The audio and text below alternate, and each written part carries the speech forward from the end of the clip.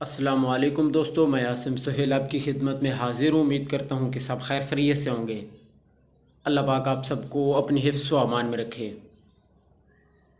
दोस्तों, आज की वीडियो में हम प्याज पर बात करेंगे, इसके फ़वाइद पर बात करेंगे और ये किस तरह इस्तेमाल किया जाता है और किन किन अमराज में इसका इस्तेमाल होता है। लेकिन वीडियो शुरू करने से पहले अगर आप हमारे चैनल पर नए हैं तो हमारे चैनल को सब्सक्राइब कर दें ताकि हमारी जो आने वाली वीडियो है वो सबसे पहले आप तक पहुंचती रहे। दोस्तों, प्याज ग़ज़ाई अज्ज़ा से भरपूर होते हैं, यानी कि इनमें कैलोरीज़ कम होती है और विटामिन्स और मिनरल्स ज़्यादा होते हैं। एक दरमियानी प्याज में सिर्फ 44 कैलोरीज़ होती हैं। इस सब्ज़ी में विटामिन सी की मकदार जो है वो बहुत ज़्यादा होती है। विटामिन सी हमारे जिस्म में एंटीऑक्सीडेंट के तौर पर काम करता है। इसके अलावा प्याज पोटाशियम का एक अच्छा ज़रिया है।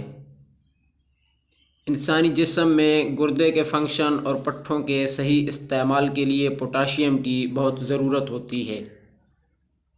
प्याज के इस्तेमाल से दिल की सेहत को फ़ायदा पहुंचता है। ये कोलेस्ट्रॉल लेवल को कम करते हैं, जिससे दिल की बीमारियों का ख़तरा कम हो जाता है। ये ब्लड क्लॉट को ख़त्म करने में मदद देते हैं, जिससे आपको दिल की बीमारी और फालज का ख़तरा जो है वो कम हो जाता है।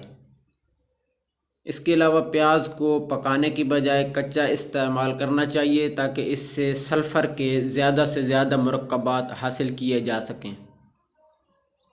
प्याज आपकी हड्डियों की सेहत को बेहतर बना सकती है। एक तहकीक के मुताबिक प्याज का कसरत से इस्तेमाल कूल्हे की हड्डी के फ्रैक्चर का ख़तरा बहुत कम कर देता है।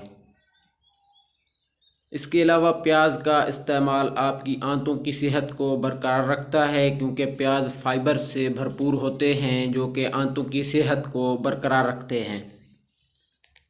और प्याज जो है वो ब्लड शुगर को कंट्रोल करने में मदद देती है, जो ख़ास तौर पर ज़ियाबितस या प्री ज़ियाबितस वाले लोगों के लिए बहुत ही अहमियत रखता है।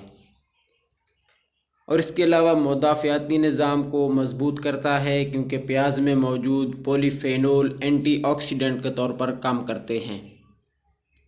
जिस्म को आज़ाद रेडिकल्स से बचाते हैं, क्योंकि आज़ाद रेडिकल्स को ख़त्म करने से मुदाफ़ियाती निज़ाम को मज़बूत करने में मदद मिलती है। प्याज में मौजूद क्वारस्टीन आपके जिस्म को हिस्टामीन्स पैदा करने से रोककर एलर्जी के रद्द-ए-अमल को भी कम करता है। तो इसको इस्तेमाल किस तरह करना है, तो सबसे आसान तरीका इस्तेमाल जो है वो आप इसे सलाद के तौर पर इस्तेमाल कर सकते हैं। इसके अलावा इसे सालन के तौर पर भी इस्तेमाल किया जा सकता है। अगर आप इसे कच्चा इस्तेमाल करेंगे तो बहुत ज़्यादा फ़ायदा देगा। तो कोशिश करें इसे कच्चा इस्तेमाल करें और सलाद के तौर पर इस्तेमाल करें। जी तो मेरे दोस्तों, ये थी हमारी आज की वीडियो जो कि प्याज पे थी। उम्मीद है कि आपको पसंद आई होगी। दुआओं में याद रखिएगा। जज़ाकल्लाहु खैरा।